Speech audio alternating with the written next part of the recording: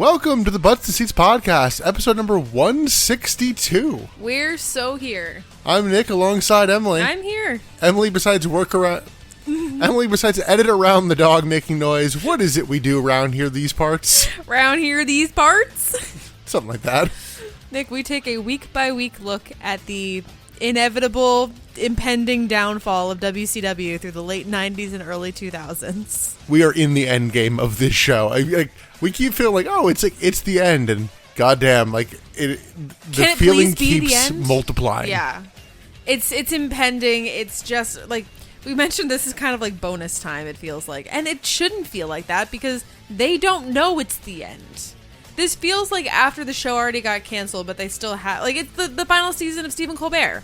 They know that it got canceled, but they're still here putting on shows. Well, I think some of the reason that is because they were going to do the break and reset. It literally is just we just got to ride this out. I guess, but they know they're coming back. You can set yourself up for success. We got to ride it out while maintaining enough audience to not have everybody leave. Ugh, yeah. Which, we'll get to that in a moment. But today we're talking about the February 19th, 2001 WCW Monday Nitro, live from Huntsville, Alabama. Every time we start a new episode and I start taking new notes on new document, I'm so ready for it to be March. In my head, February has ended. This is the longest month. We haven't even taken any breaks here. I know. January was the long one. February feels like it's gone on forever.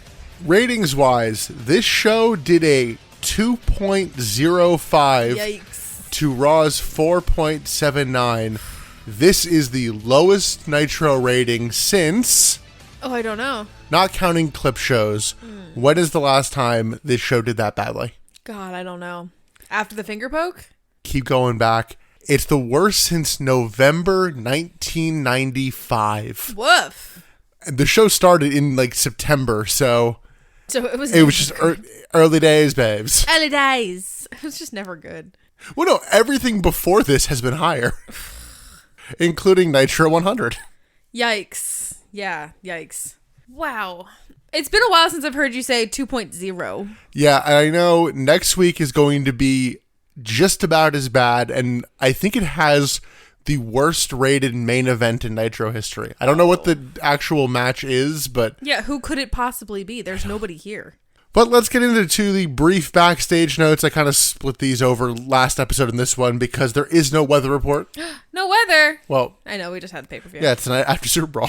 So, apparently, WCW may not do the temporary shutdown at all now. Then why are we just twiddling our thumbs here? Because they keep wanting to do it. It's just a matter of advertisers and the ratings are terrible. So it's we can't risk this not being on the air and having them be worse. But you're not helping your case. If you know you're not going to go off the air, build to something. Especially with Raw doing as well as it's doing, where it's if you give 3 or 4 unopposed weeks in the build up to WrestleMania 17. Oh, yep. Yeah, you're dead. Yeah. Apparently, Rey Mysterio has been working shows in Mexico recently with WWE's blessing.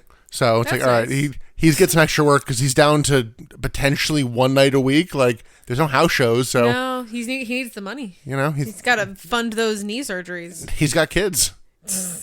In contract news, Steve Corino has not signed with WWE yet, but is still expected to do so soon. Oh, does he before the end? Yeah, he doesn't debut, but he might sign. Oh, brother. But ECW stars Kid Cash, Easy Money, and the Sinister Minister were all backstage at Super Raw looking for work. Oh, see, when you say it like that just makes it sound sad. It sounds like they're panhandling in the back, please. I think Kid Cash gets signed. We'll job for change. I mean, Sinister Minister formerly was here, so... Yeah, so he has that... I mean, does he even have the pull? Nobody from that time is here anymore. There's still people around. Are there? Well, I mean backstage people. I think Kevin Sullivan's probably still involved with something. Is he? Probably. Oh, jeez. And the final backstage note, there are no plans of bringing back any women right now. What would they do? And we apparently wrote one off last night that we didn't realize, and really? One gets written off tonight, so I don't know if they come back, but... Who got written off last night? During the recap at the start of the show, there's a clip of Medeja being hit with a sidewalk slam, and in the clip, Tony Schiavone goes oh, that's the last we'll see of her, so No, there's no way that was the end of Midassia. There's a chance it is, but I don't think it is. But with all that, that brings us very quickly into our main show. Let's do it. Feels weird getting into it this quickly. We start into the final 6 Nitros. Woo! Are we excited? We have 4 on the build degreed, and then 2 after. It feels like it's like the mercy rule at this point. Like, please just let it end. I noted, and again, I think it's because we know that it's ending. Yeah. Well, I noted, I think just vibe-wise, especially with knowing the ending, this feels like reviewing the XWF or WWA or Wrestling Society X, where it's like, this just feels like a time capsule. Yeah. Going into this. It does. Now, admittedly, it doesn't start like that because we start with a Super Brawl recap package, which actually has video clips.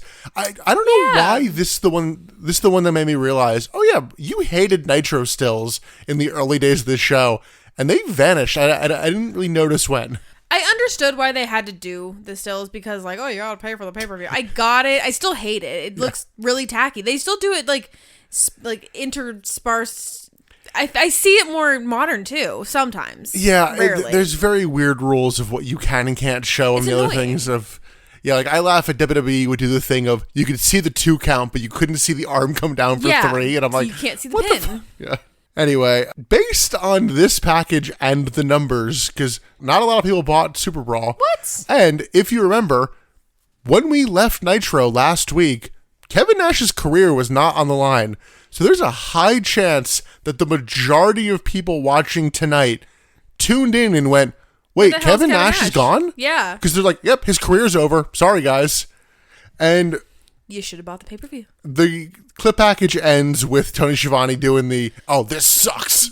Soundbite of the century, honestly. We then Talk see about a time capsule. Exclusive footage of Kevin Nash leaving the building, and they're like, he has his head held high. And I'm like, no, he doesn't. His head is down as they're saying that. Like, he's looking down. And he gets into his car at one point, and I don't know if he's parked somewhere weird or what, but someone else clearly pulls into the shot and is like, what's going on here? And like waits for him to pull away. It looks like he's like stalking a parking spot. Yeah. But there's nothing but spots around. No, I know. But just the way that it was framed looked like it. Yeah, we could do a take 2. No, God, no. Why would we do a take 2? Then we go to the arena, and we get a funeral march for Kevin Nash. Now, it is a different funeral march song. And the segment does not go on as long. We will also note that. It is entirely less painful than the Sid funeral. But a casket comes out. We see a rest in peace Kevin Nash graphic on the screen. The Magnificent Seven then come out to the ring. Ric Flair is in a tux for some reason. Ric Flair is in a tux, and then the rest of the team are in like various states of formal wear. Except for one man. That is a state of formal wear. Jeff Jarrett comes out in the wettest button down with a collar black tank top you've ever seen. It is formal wear. There's a collar. It is a state, but it is wet. Like, yeah. Ugh. It's just the shirt he always has, but in black. There's nothing fancy to it. I mean, I guess there is because it's formal wear. So I've been watching like the wrestling bios, wrestling legends, like the free channel that you get on TV. It's just been like background noise. It's one of the free channels on our television. Wrestling bios is a YouTube channel. I know, but like the biographies. It's the A&E. Whatever. We have a Samsung TV. It's on one of the free channels. Whatever. I'm not paying for it. It's just on. Anyway, there was one. I can't remember who was the wrestler that they were talking to. But they were showing the behind the scenes of a backstage promo segment where this guy like could not get the promo in the first take. He had to do it multiple times. There's a guy just off screen that has to come in between takes and spray down the wrestler with the water. Now, I understand that it's part of the visual and I get it. Spritzing is one thing. With Triple H, with Jeff Jarrett, with any of these guys, and I'm like, why are they so fucking wet? Is there a designated like bucket of water guy in Gorilla? It's like, all right, you ready to go? Plunk. Like, the little spritz is like, okay, I get it. You need a little shine on the muscles. Yeah, you know what it is? It's like when we're cooking, and I'm like, all right, we got to do a little bit of oil. And Jeff Jarrett's no, we're deep frying. Yes, exactly. Get a deep bucket. Because I remember seeing that in the episode. I'm like, that makes sense why you might be wet. There's no reason for Triple H to be sopping.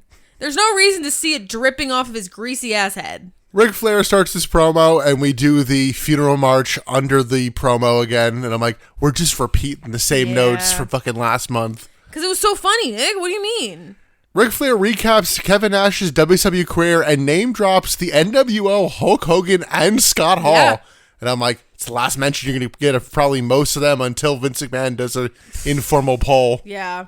Do those guys get royalties when their names are mentioned? No. Okay. Ric Flair then pretty quickly breaks the ruse about this being sincere and then shouts about how there's nobody left to go against them. And it's like, yeah, there kind of isn't. Yeah. Scott Steiner grabs the mic and then talks about what a great leader Flair is for helping him cheat last night. Steiner then says their new motto is, winning ain't the main thing, it's the only thing. Is that new? I feel like I've heard them say that. Maybe. I don't know. They're not dropping it every week. No, I guess not. But they did kind of like cycle through all the people that they've quote unquote killed. Yeah, during this, I feel like I see everybody corpse slightly. And I think what happened is, so there's the casket in the center of the ring, and there are 5 or 6 easels that are like covered with like a little tarp. Yeah. Like a black cloth or something. No one ever touches these until the end of the segment. And I think everyone in the ring realized, oh fuck, we don't know what order these are in, or we missed our cue on this to like actually show it, because like, oh, that's it. So all the graphics for like R.I.P. Sid is back on the fucking monitor. Those are all going up on the Jumbotron. Yeah, Steiner says he's making history with his path of destruction because he's a genetic freak, and then runs down his victims. There's a graphic for each one of them, and I was partially convinced we were going to get the Sid footage again. I kind of thought so too. Don't forget, I killed this guy by doing this. Yeah, I did kind of think that too for a second. And Steiner does include Goldberg, even though it was totally Buff took him out. It's like I gave him the worst. I want to say I gave him the worst defeat of his career. And, oh my god! Yeah. Like that's stretching more and more by the week. You keep mentioning it, right? But I mean, I give that one a pass because it's like someone on our team killed him. Fine. Steiner then gets fired up that Nash took out his favorite freak, Medeja, who is not here tonight.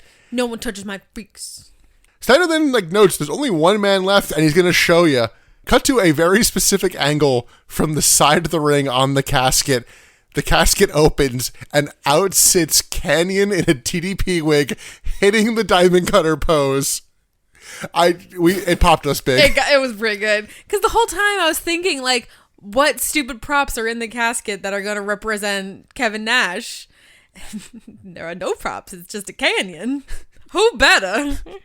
It was really silly. Well, do you get one of those mathematical compasses to be like, all right, the corner? Yeah, how do you represent the corner? A diesel engine. It was very silly seeing Kanyon pop out because that means he got wheeled down and was just waiting in there. Yeah, he got carried out and was just sitting in this until his cue. And I'm like, you know what? He committed to the bit. I gotta respect him. He did commit. That is for sure. But yeah, the wig is back. He didn't have that last few weeks. Yeah. He keeps his little arsenal of costumes. He's a professional. I said, does he have them or is Jeff Jarrett holding the costume for him? Because Jeff Jarrett's a man of many costumes. Jarrett loves a costume. More on that later. He loves a costume. That said, when Kanyon comes out, I'm like, oh, the crowd sweetening is back from Super Brawl. Yeah. This crowd is not popping. You can visually, we or mentioned booing, or doing anything. Reacting. They're not reacting. You can see it. You can see on their faces that no one gives a fuck about what's going on. But why would you? Why? You're right.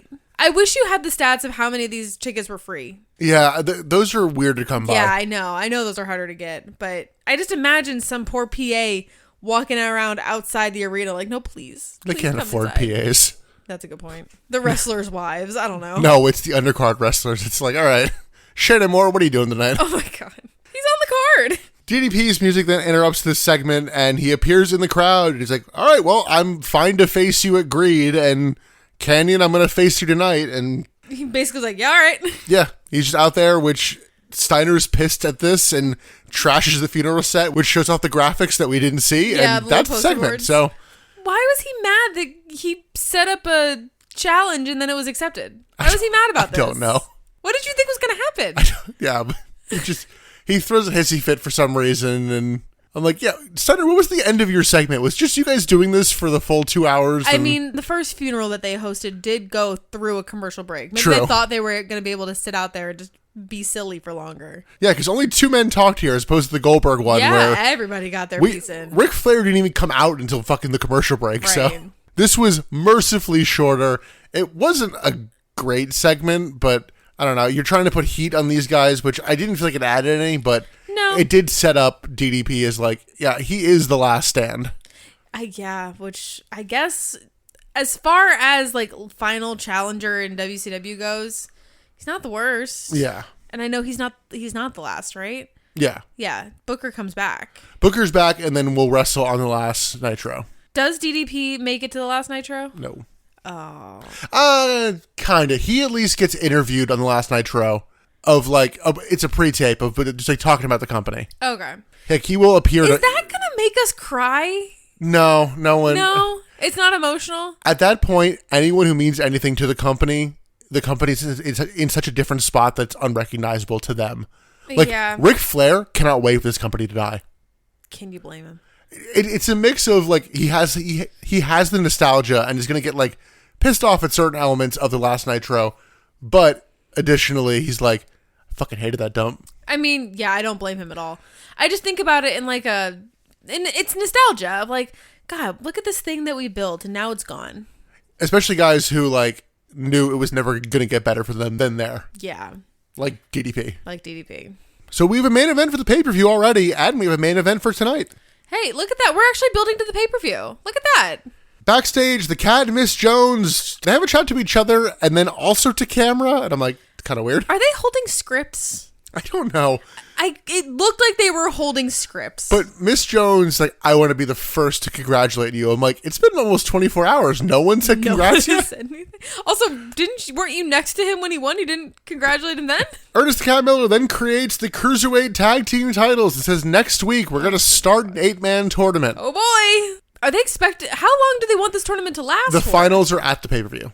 That said, I know a bit about who's in the tournament. I don't think you could name the 16 cruiserweights in that tournament. No, I could not.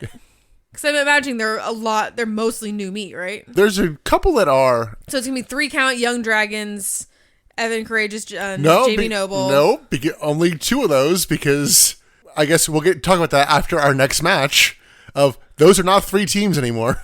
Oh, because it is the tag team. Because they're just splitting everybody up. Yeah. Oh my God. See, I forgot that it was tag team titles, not just cruiserweight title. Yeah. Because they're splitting up all these. Sorry, spoilers.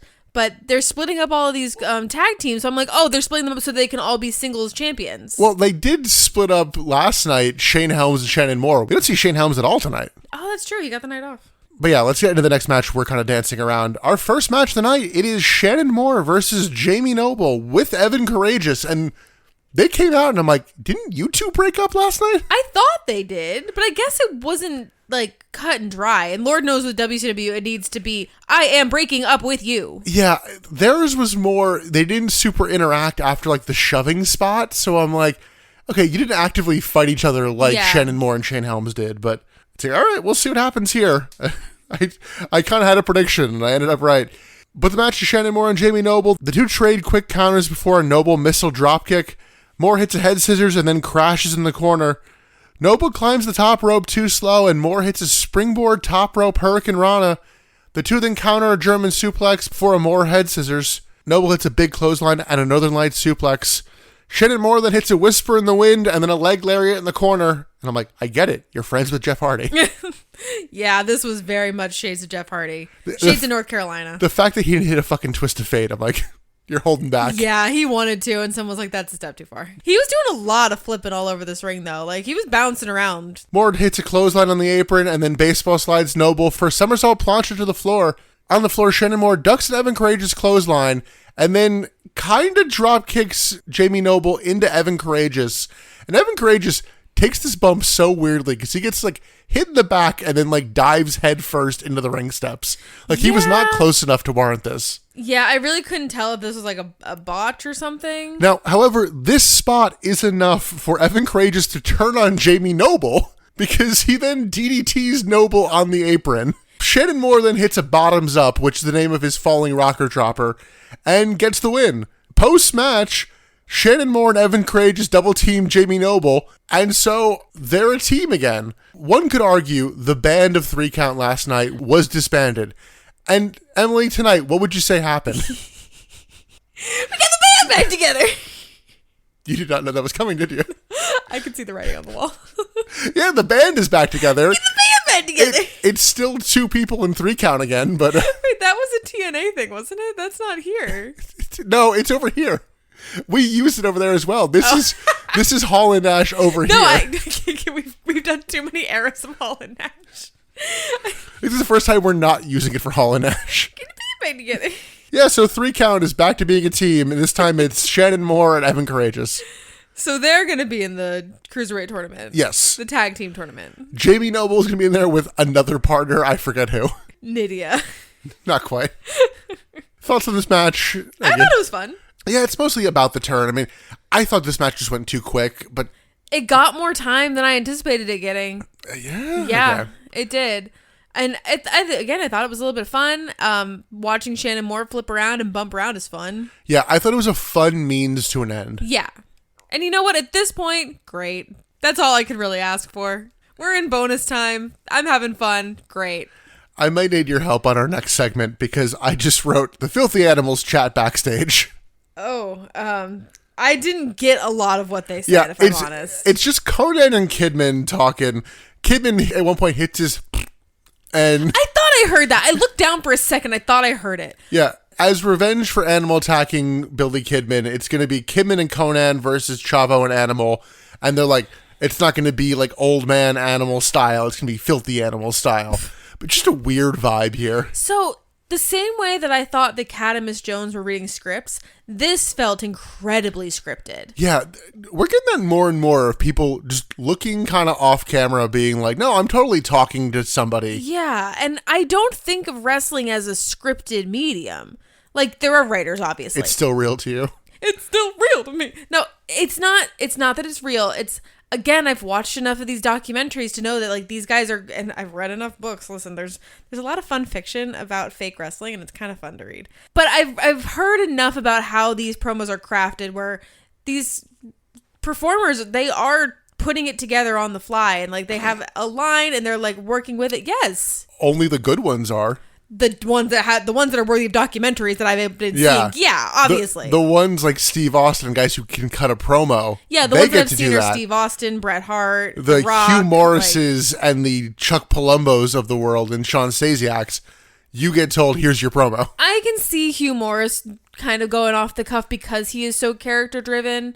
I could see him improvising. He's character driven on paper. I don't know. We'll get to that promo later. However, yeah, so we're just setting up. There's going to be a match a little bit later. Sure. Our second match of the night, if you can call it that, it's Mike Awesome versus Brian Clark. I guess this is a match. I mean, it's presented as such at the start. Mike Awesome has a new twangy theme, and I'm like, is Team Canada like on a break? No. Brian Clark rushes the ring after being attacked by Mike Awesome last night, and the two trade punches. Clark hits strikes in the corner. It's like Kevin Nash never left. We very quickly get Elix Skipper running in to interfere. DQ? Yes. Clark fights him off easily, so Lance Storm runs in the ring before he even touches Clark. DQ. Now it's a DQ. Yeah. Elix Skipper never actually touches Clark, and Tony Schiavone, I think, notes that. So that's, again, we noted this difference last time. So because Clark hits Elix, it's fine. It's fine. Yes. But Lance Storm didn't hit anybody. Yeah, that's why I got pissed off about this. Yeah. He just slid in. Yeah. Or was the referee just like, it's too much, man? Pretty much. I'm willing to view it as Mickey J going, I don't want to pay that much attention. This is going to be a mess. DQ. I'm over it. I got 6 weeks left. It's not worth it, brother. So Team Canada then beat down Brian Clark until Brian Adams runs down and makes the save. Despite still being outnumbered 3-2, it's still enough. They hit high times on Skipper and then Mike Awesome, and both times they do this, and I'm judging way more on the second one. Chronic has been a team for a good while now. I want to say they were still a team at like Reboot Nitro, so it's been a good while. At least a year. How can you not find the fucking hard camera and positioning for your tag team finisher? Every time you're like, who's on what side? I don't know. And I'm like, guys. They're high. You're right. Sorry. Yeah. They have a built-in excuse for being bad. Can either of these men work a lighter, you think? In shoot? Their hands are too meaty. They can't get it. Oh, no. They need to get the long-necked flame lighter. They got to rub their thumbs together. Get that friction. But yeah, so Brian Clark wins via DQ. Bryan Adams makes the save. They hit high times. But then cut backstage, and we see the Cat headed towards the ring. He tells a random security guard with him, go out there and make sure Lance Storm doesn't leave. What? Brother, you're headed towards the ring. Why can't you say it? Back from commercial, the Cat wants revenge on Lance Storm for his 1 week commissionership. It's like, oh, you did all these things and you've screwed over so many people. I'm like, what? Who did he screw over? He was coherent. It was kind of nice. So the Cat then says, Lance Storm, you're going to face this man. Cue on the Tron a backstage promo from Hugh Morris acting crazy. Sure. He does the whole promo and then maniacally laughs, and then Ernest Miller has to be like, so that's right. You're going to face him later. Morris. Yeah. Like, that should have been the end of the segment, but the Cat just keeps going. Yeah. Like, all right. Because the Cat is like Hogan in the sense of like, he can't not have the last word. The one thing is, I feel like Hogan's one is done out of ego. I think the Cat is still too inexperienced, where he doesn't know that he doesn't get the last word. Or is it like, he doesn't have enough confidence in the bit where it's like ending it on that's not enough. Like we gotta finish it. He also has his I have spoken catchphrase at the end to end the promo, because he does also note like, all right, well, Team Canada can't interfere in your match or they get suspended or whatever. Sure, I have spoken. Yeah, so we have a match for later. We had a match now, but no one remembers that shit. I'm like, can we slow the fuck down? Like, never mind that shit. Time for the next thing. But I guess I was incorrect when I said that Mike Awesome and Chronic would not interact after this. I guess so. Because I was like, watch that just be a one-off. But no, I guess this is maybe the feud. We then go to commentary. They run through the seemingly 20 matches we have advertised for tonight. Like, they just keep going, like, we have this and this and this. And I'm like why? None of these feel big enough for you to advertise. It just feels like you're throwing every half-cooked spaghetti noodle at the wall going, I'm sure one's fine. So you agree that's a valid way to test if something is done cooking? If it's overdone. Much like Lance Storm and Hugh Morris. You wrote that to make it work for you, didn't you? I didn't write that down. That said, as they're running over the matches, we just have the Cat's dubbed theme overpowering the audio. I'm like, I can't hear you. You'll have to speak up. I'm wearing a towel. The commentary then throws to a Kid Romeo package. Who? Oh, we have this new star we're really excited for. He's been on Nitro before. Yeah, you did point this out. Yeah. Early on, though. In the past year. Really? He didn't do anything, but just a random cruiserweight they brought in. I don't know why they're hyping him up so much. Like, his gimmick just seems to be egotistical prick. Like, that's not a unique gimmick. Well, they just need to get some people excited about the people coming in for the cruiserweight tags, I guess. I'm assuming they're going to throw this guy in a tag. Honestly, do a fucking battle royal on Thunder of like, hey, here's the bunch of the guys we signed. Like, give them all each a few cool spots. Like, I don't know, give people a reason to care. Yeah, that's what I assumed. That's honestly what I assumed this cruiserweight tag title thing was. Here's the thing, you say that, but I expect almost all of these new teams to lose immediately. Yeah. And it's somehow going to be 3 Count and Young Dragons in the finals. Yes. But speaking of cruiserweight tag teams, well, I guess it's a mix of it's tag teams with cruiserweights. Our next match, it's Chavo Guerrero and Animal versus Konnan and Billy Kidman. Except we suddenly see backstage and Animal and Konnan are brawling near like a forklift, just in like the loading dock. I'm like, okay. Sure, why not? Animal starts choking out Konnan with some sort of cable, and then in the ring, Kidman sneaks up on Chavo, hits a facebuster, drop kick, and a back body drop. Somewhere around here, the bell does ring. Yes. That's important. Yes. Kidman hits a rebound clothesline, and Chavo begs off. As we throw to a break, but commentary's like, the match hasn't even started yet. I'm like, the bell rang. Yeah. We throw to a break, and then before we go to the commercial, we're like, oh, but first, we have this Cruiserweight Tag Team title tournament coming next week. Yeah, don't rush to get back to the match in progress. Well, we're not even rushing to get back. We're rushing to leave. We're rushing to leave it. Yeah. And then, when we come back from the break, referees are trying to separate Kidman and Chavo in the ring as Animal and Konnan are brawling towards the ring.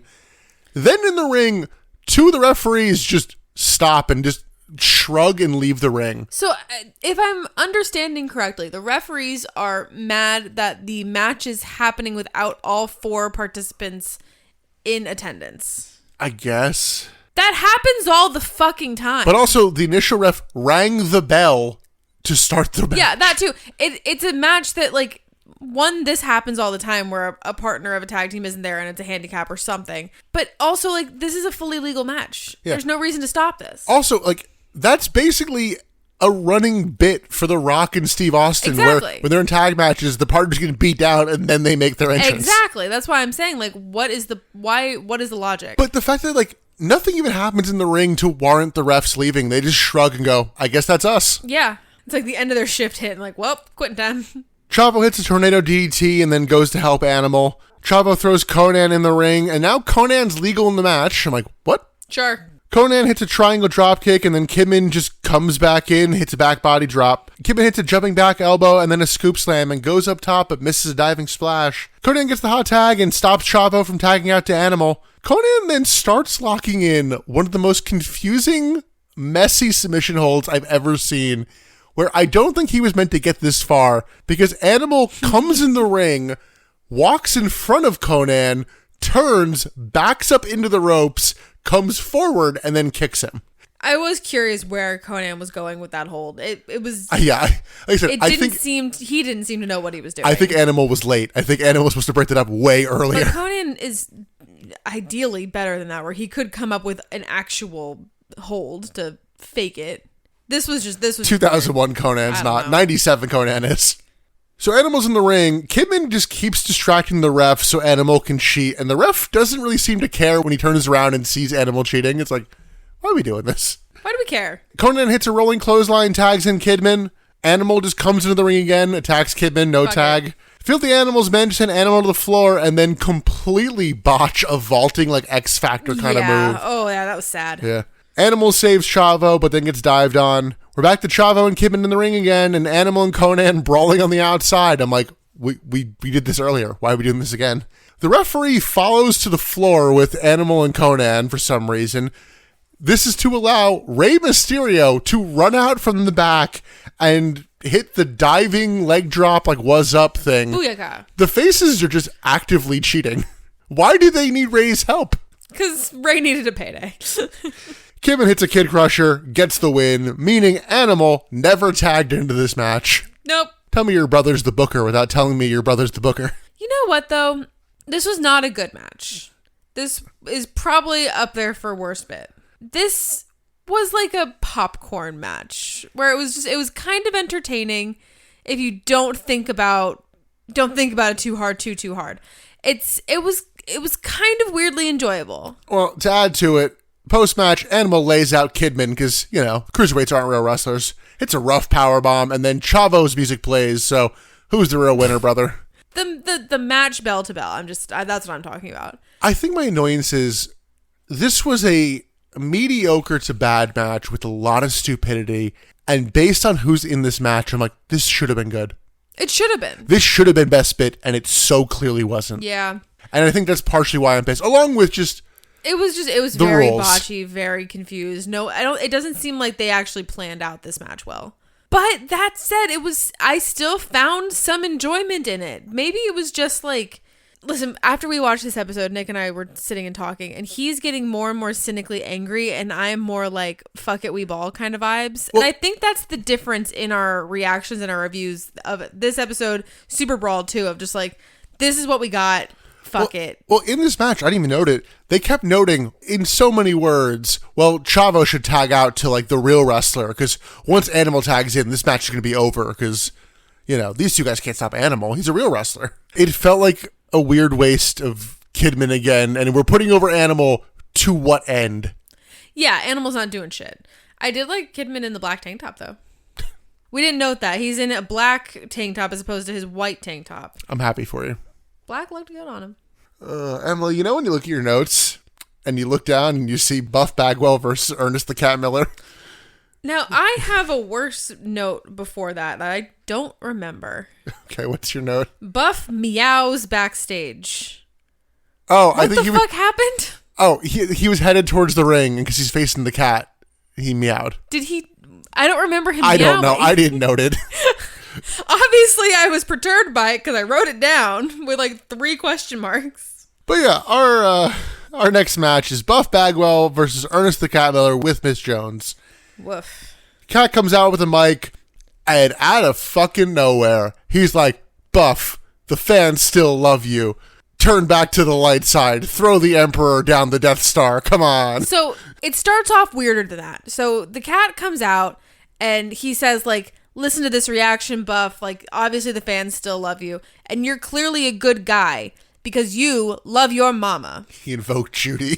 He invoked Judy. And so he's trying to say, like, you love your mama. I love my mama. So we must both be good guys, which means you should join me. Which I didn't put it together until just now. The interference and post-match of this, it's even funnier when you invoke Judy. There's no forklift.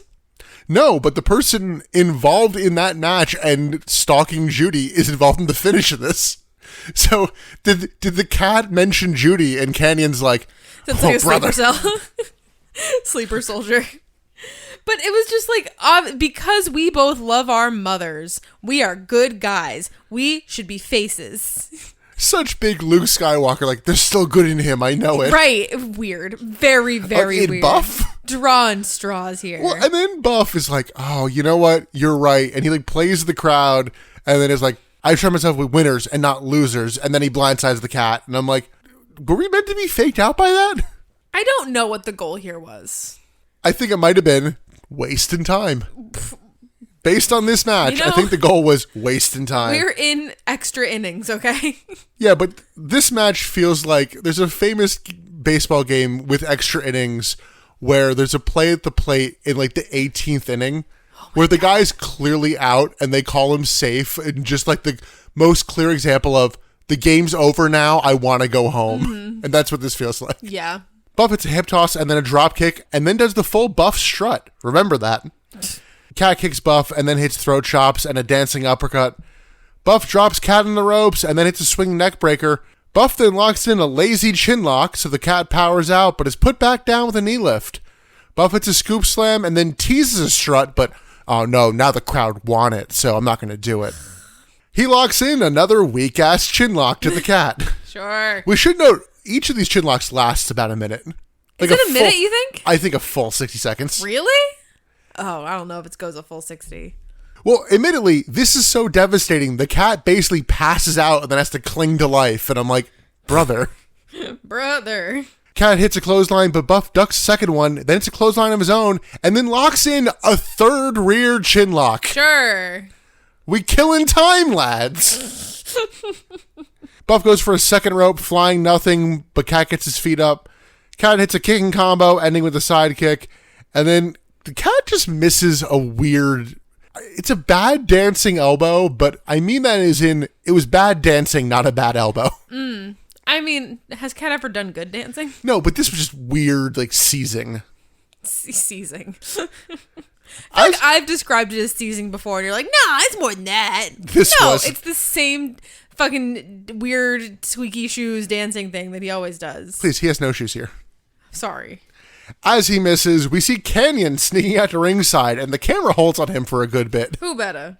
Cat denies an aloha with crotch chops, as he does every week, then actually hits his dancing elbow drop. Kanyon then gets in the apron and catches the foot of the Cat. The entire time they're doing this, Miss Jones is on the apron going, turn around, he's right there. The ref's like, nah, man, I'm looking at you. Why? Like staring at also, her. Miss Jones, get the fuck down and he'll look at the match. Yeah. But the Cat is mildly trapped. This allows Buff to hit a club to the back. That was the big setup spot. That was it, yeah. He then hits a double arm DDT and then a blockbuster and gets the win. Devastating. Post-match, Miss Jones confronts the heels and slaps Kanyon. So Kanyon hits her with the Kanyon cutter. And immediately commentator's like, oh my God, her neck's broken. Oh my God. I missed that bit. I feel like I've seen Miss Jones take moves like this before, so I didn't think of this as like she's done. She's out. I didn't think of it like that. The heels then stomp the Cat and go to attack him more, but Cat kind of hits a double drop kick and sends both of them to the floor. Buff Bagwell almost rolls over Miss Jones by accident. The Cat then goes over to the lifeless body of Miss Jones as Medical looks after her, and commentary's like, oh, why is Buff Bagwell happy? Like, he broke his neck 3 years ago. He should know better. I'm like, don't compare this to real things. Yeah, this is entirely different. Well, I really did tune out commentary, didn't I?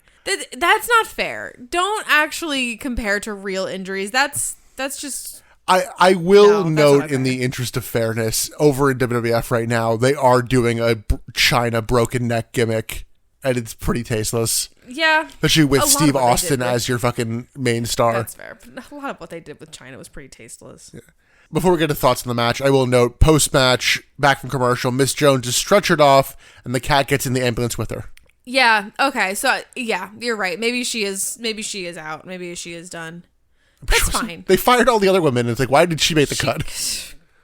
I don't know. She was doing less than Tigress. She was doing, like, the same as Tigress. Yeah. Thoughts on this match, though? It was exactly what you thought it was going to be. It's Buff and the cat. Like, this was never going to be good. Yeah, 3 rest hold chin locks in this match. Also, we are 4 matches in with 4 interference finishes. Yep. Granted, we do turn a corner coming up, but I'm like, holy shit, guys, do fucking better. Why would they do better? Why? What incentive do they have to do better? Especially when they're trying, like, not to just give it all up right now.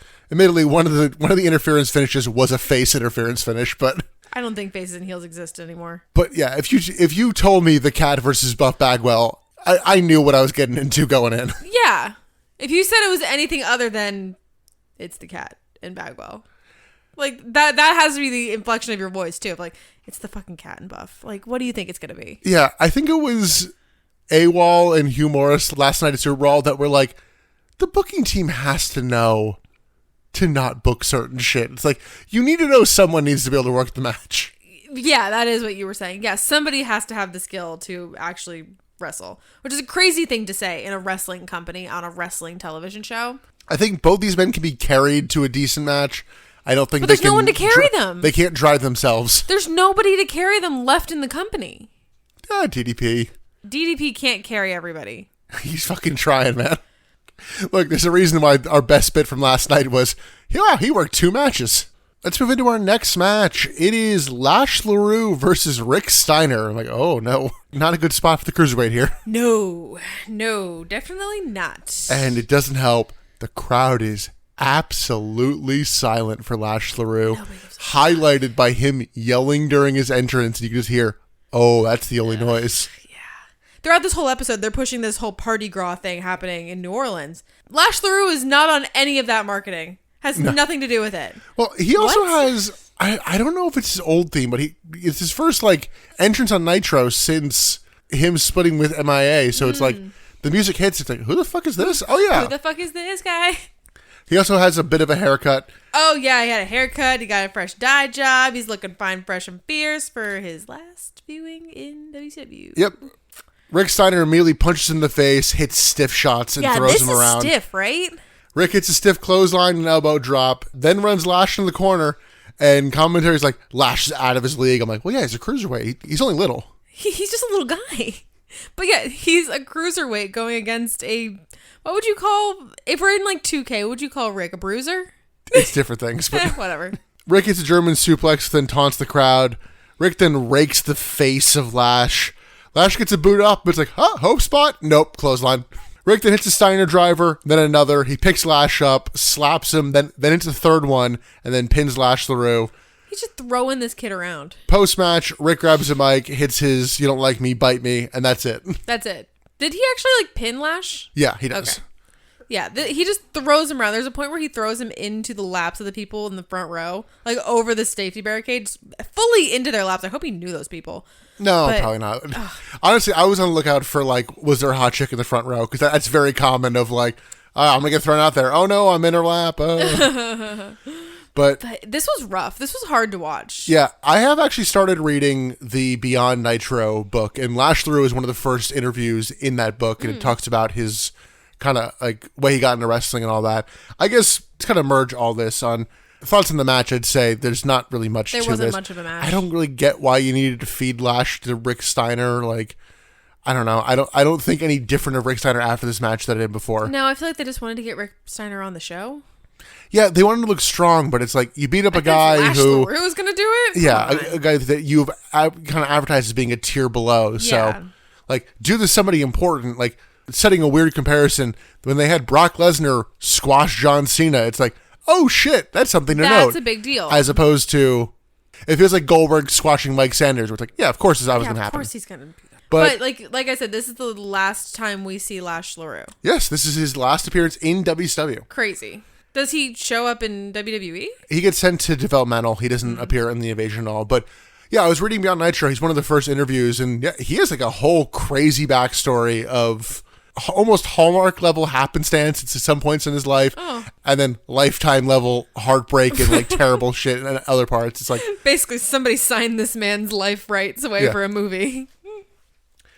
But like, I don't think we appreciated how new to wrestling he was when he debuted. Like how new was he? I think we technically saw his first match ever on the podcast. That I don't feel like should be allowed. No, yeah.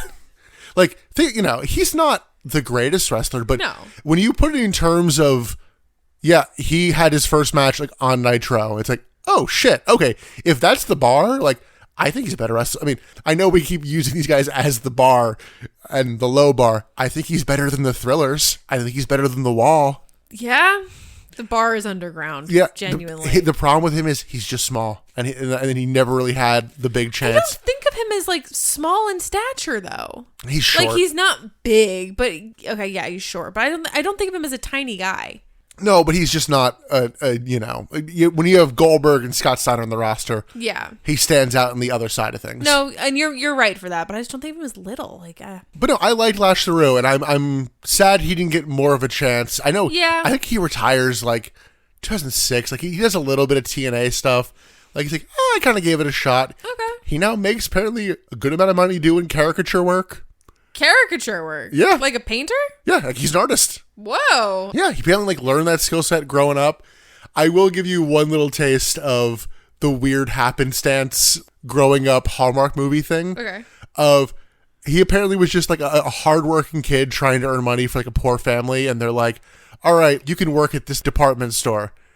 And then this wealthy woman was like, you know what, he works hard, I have enough money. He gets a little stipend to get something from the store.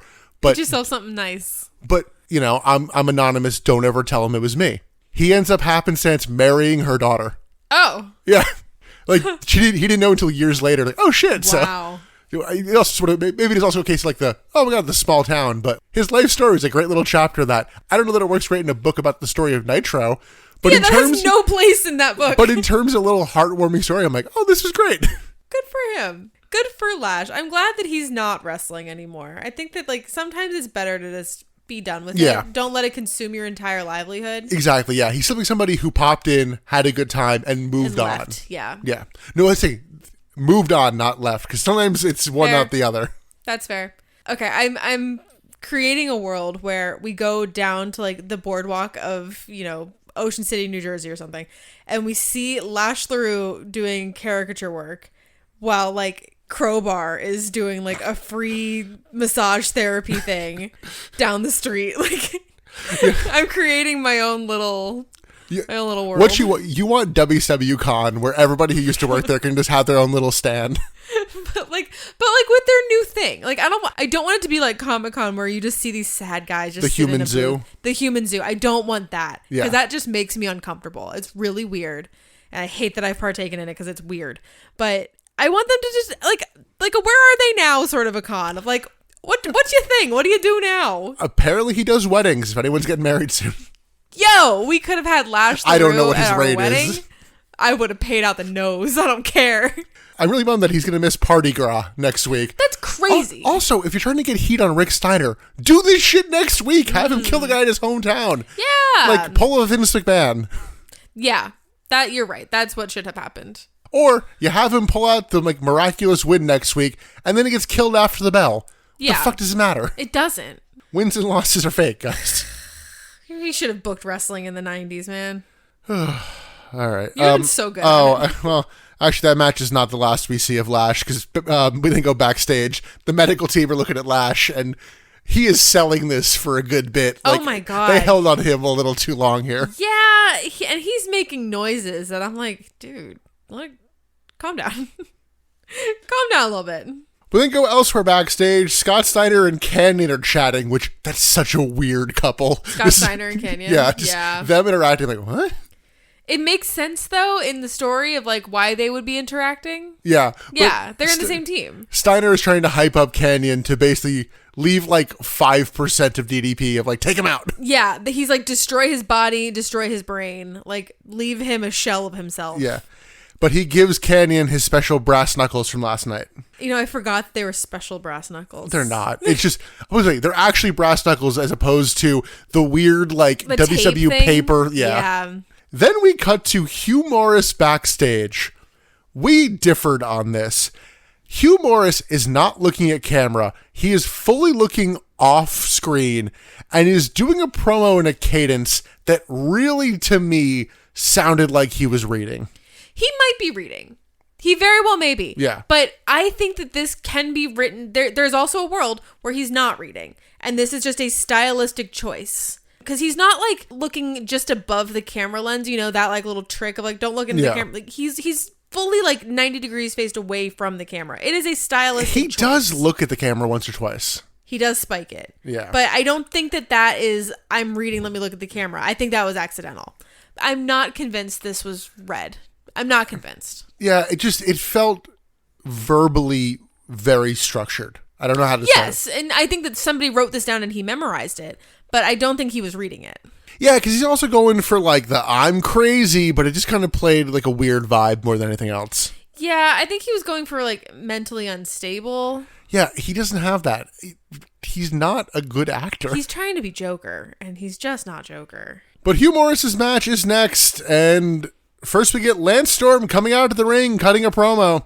Storm says he's beaten Morris before, so he's effectively like not worried about the match, and like did it in a way that I'm like, no, I believe you. Yeah, this seems like you're really not concerned with this. I liked it the way he said it too, because he's like, I don't care if his name is Hugh Morris, General Erection, or Bill DeMott. Oh, I'm like, yeah, I like when you real name people. I think it's Bill funny. DeMott talking to Paul Levesque. I like it when they real name him because it feels very like, I don't give a fuck who you are today. I've beaten you before. I'll beat you again. But non-commissioner Lance Storm then calls for the anthem, and it plays. It's cut off by a commercial break. And then we come back and it's still playing. Yes, they clearly paused it. He kind of heel promote in the break and then came back to it.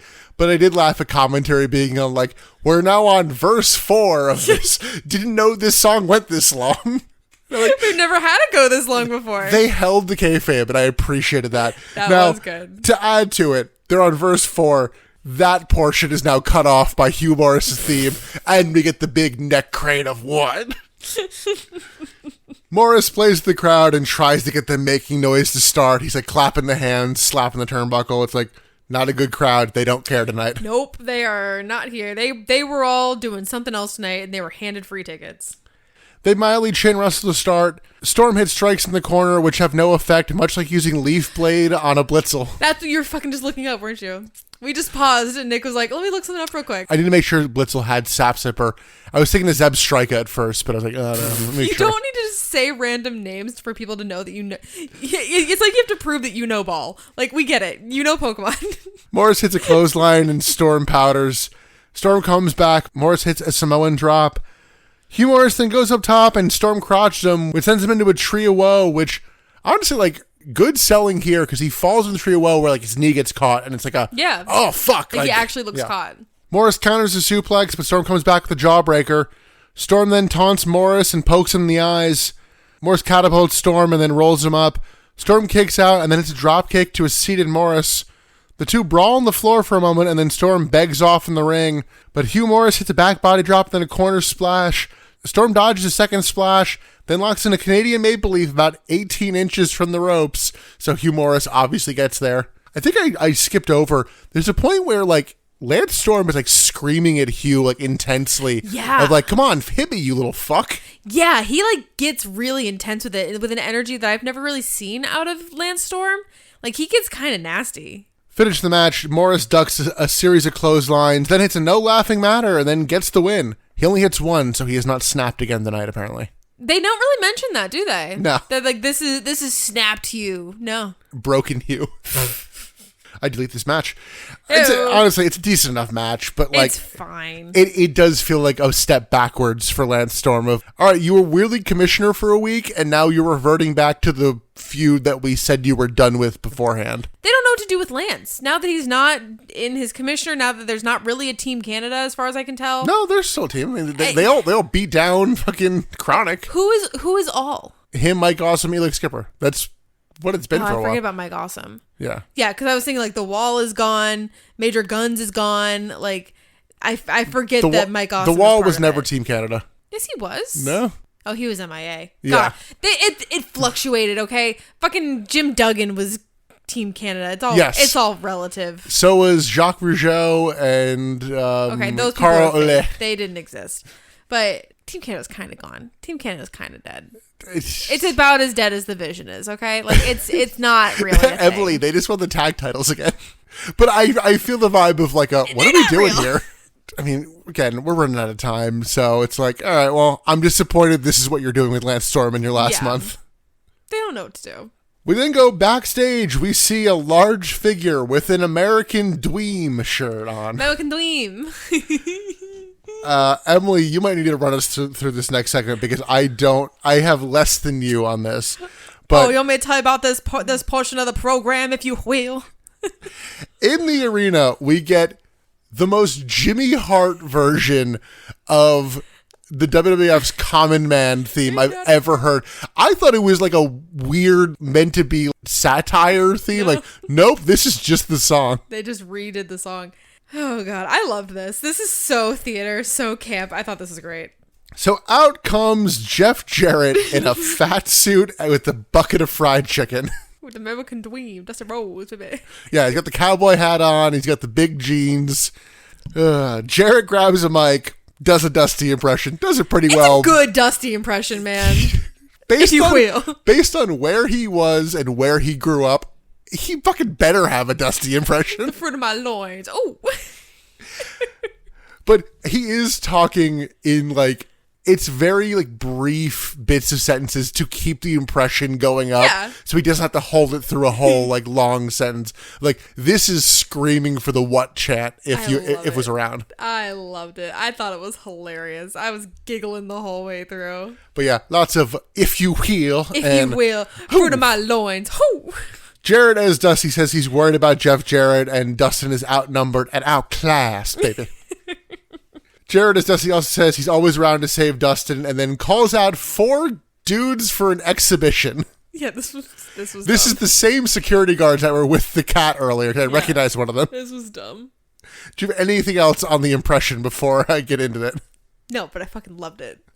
Jeff Jarrett so desperately wanted to make it big on Broadway or in theater. And then he went to, my headcanon, he went to an audition. It didn't go well. On his way out of the audition, they see open call for wrestling tryouts. And he's like, you know what? I'll give it a shot. Emily, there he is. Emily, the biggest hole in your theory is that his dad's a promoter. I don't want to hear it. I don't care about Jeff Jarrett. What was it? Jerry Jarrett. I don't care about Jerry Jarrett. No. Jeff Jarrett had big dreams, and this is what he made out of them. No, you know what it was? He did the audition, he got it, and then his dad took him out of the audition and was like, no, you're going to be a wrestler.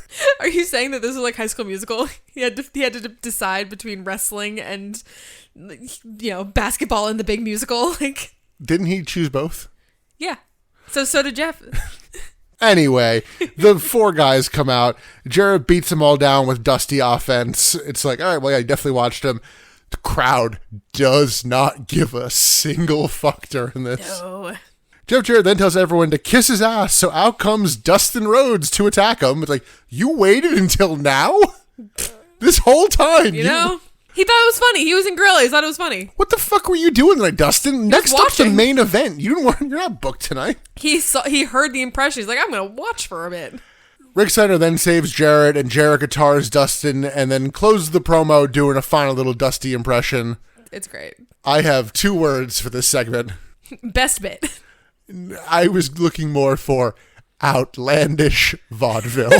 This is absolutely for a man who called that out. You sure seem to know it when you see it. This is 100% outlandish vaudeville.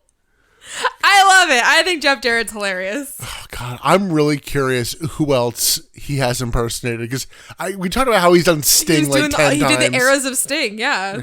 We just in TNA too. I'm like, all right, who else don't I know? So good. Got to get Jason Sensation out here.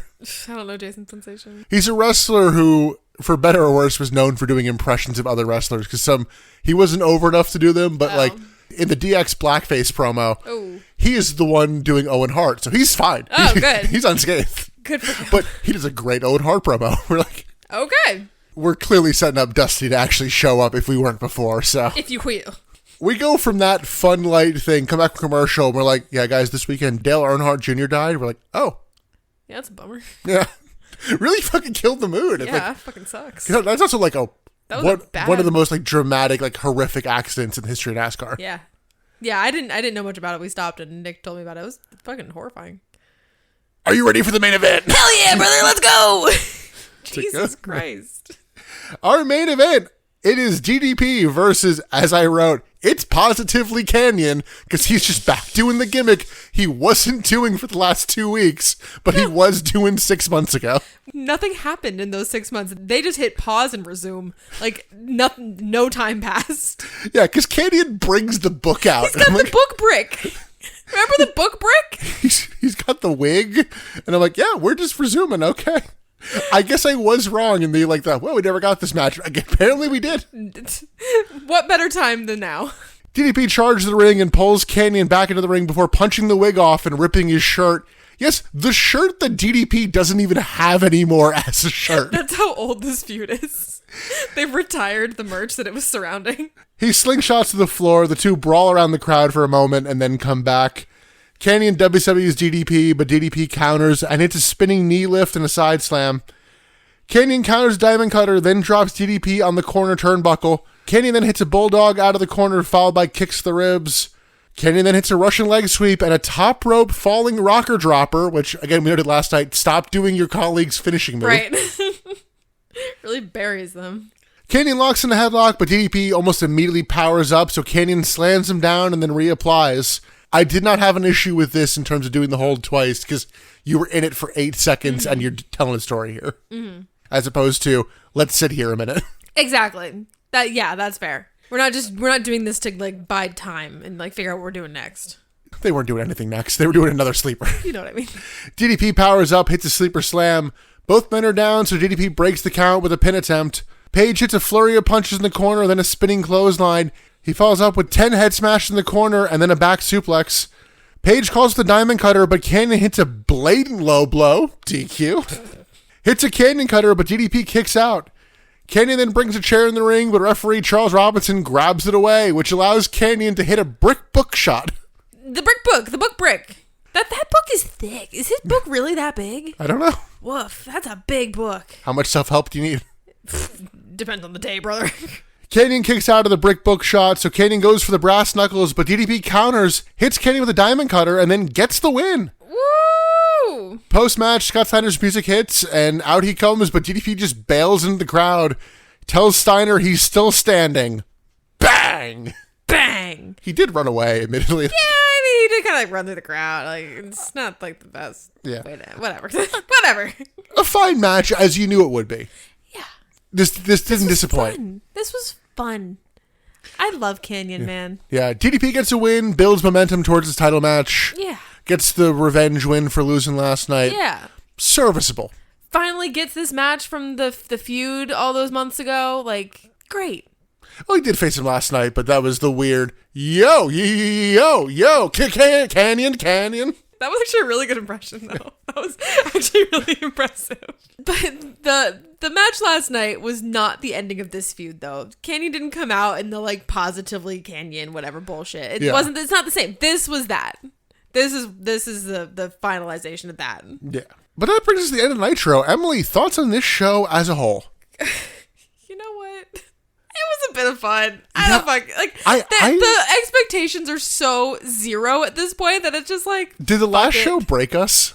I think it might have, because I'm just like. What do you mean by that? It's hard to be mad at anyone lacking direction, because it feels like we're temperature controlling as we head off the cliff. It's like, oh, the AC's on. What does it matter? You know, I didn't think about us me really being broken, because you're still mad. Like, you're still feeling feelings. Oh, I'm mad at the structure of matches, not the overall direction. I'm just so numb. It's just like, you know what? This was fun. Maybe Super Brawl did break us. Maybe this is like, this is like the afterlife of WCW, of like everything ended at Super Brawl, and this is just like the purgatory fever dream before you actually go into the great beyond. I'd make a Lost reference if I knew anything about Lost. You need to watch Lost. I don't think I do. Lost is a great show. This is not a great show. Honestly, but yeah, as an episode, like it's fine. It's fine. Yeah, there's a couple stinkers on here, but yeah, this does just feel, as we noted at the start, like a time capsule. Like we've entered that of strangeness. Not bad, but it is weird if you like us are watching week to week, watching every episode of television. This is weird. It's but if weird you were vibes. just to like tune into it randomly, one off, it's not bad. I don't know. It's weird vibes, and I think an element of that is even the show itself feels like weird vibes. Where even because they're like, there's no one left. There's one guy. Like we've gotten rid of everybody, right. and there's one left, and we're gonna do that at the next pay-per-view. So it's like, what happens after that? Yeah, in your brain, what's after that? So there is the weird sense of like accidental finality that they're building towards. Yeah, and that's the thing. Like, it's not an intentional finale, but it becomes a finale. It's weird looking back on it. Like, this is not how they intended to end this series, but it became that, and it works. No, and I mean, we keep talking about this, like, all right, who's the number 2 or number 3 face in the card? I'm like, yeah, it's fucking Hugh Morris now. It's like, geez. Crazy. Like, there's no thrillers on this show at all. No. Half the Magnificent Seven is just standing around. Crazy. I mean, we're getting the Cruiserweight tag teams next week. That'll be fun. Yeah, we'll see how many matches we get. I have a hunch my weather report's going to be, here's all the results of the tournament. Oh, no. It's not all going to be on... I don't know. I hope it's not all on Thunder. That would not be fair. But hey, at least next week's Party Gras. Woohoo! Whatever the fuck that's going to mean. Nothing. It's going to mean nothing. It's going to mean absolutely nothing. No, it screams, let's book this venue during there and maybe people will turn up. Yeah. Yeah, they're hoping that they'll get the drunk stragglers off of Bourbon Street. Yeah, it's like the Final Nitro when it's like, hey, free beer if you come in before this time. That would have gotten us. Well, we would have gone regardless.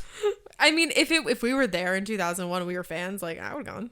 Emily, any last thoughts before we go into the closing? I don't think so. I think let's just wrap this one up with a little bow. All right, let's do it. Emily, let's go into best bit, worst bit, and MVP. What did you come up with for your best bit? I don't think it's going to surprise you. I gave it to the Jeff Jarrett cosplay segment. That made me laugh so hard. I could not stop giggling through that whole thing. If you want to go find it, you got to find it. It's got to be on YouTube somewhere. But it's worth watching. It's so funny. Sure. I'm embracing the concept of doing the bit because it has been a while since we've actually invoked a pure bit. This is a bit. That wasn't the whole segment, though. I'm giving it to the Kanyon coffin reveal.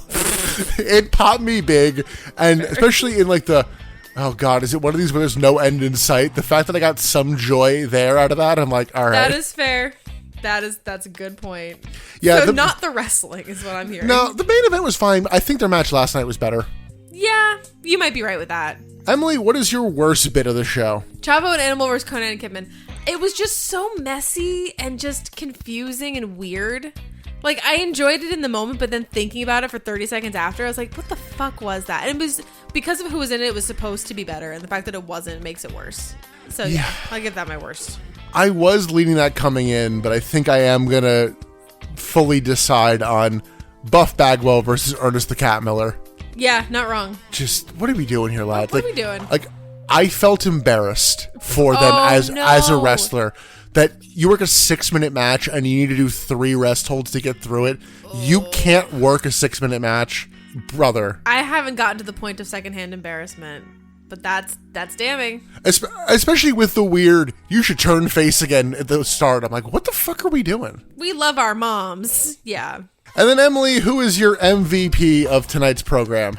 I gave it to Kanyon. I also gave it to Kanyon. He put in a lot of good work and made the show fun. He feels like somebody who actually still has like a character. He still feels like he wants to be here. Yeah.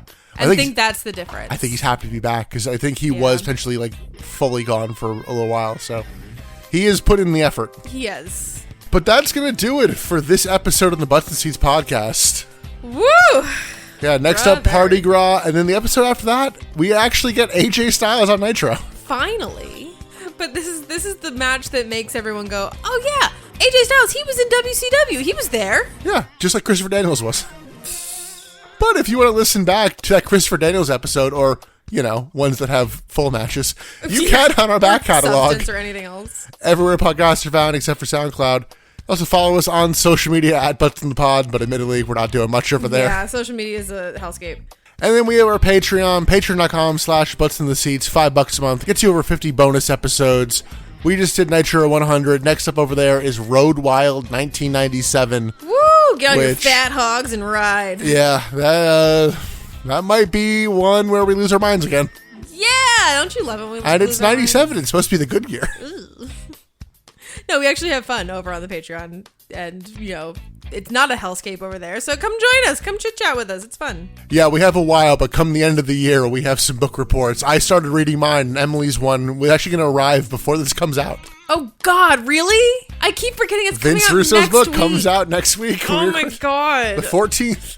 Oh, no. In a few months, spend $5 a month listening to us talk about it, as opposed to the $25, whatever it is, to buy the book. Did you spend $25 on this book? I think I might have. Oh, my God. So we gave Vincent Russo 25 of our No, we gave dollars. Amazon, but That's hey, worse. If you subscribe, you can help us offset that and feel a little better about it. God, I'm not ready. I have so many wrestling books that I haven't read yet that I'm looking at the Bret Hart book and I'm like, I want to read that one, but gotta read Vince Russo. But that's farther down the line than the last Nitro. I'm not ready. I know. Well, I might get emotional on the last Nitro. We might. I don't know. Well, we'll have to wait and see. But until then, I'm Nick. I'm Emily. And thanks for listening to the Butts Seats Podcast. Brr.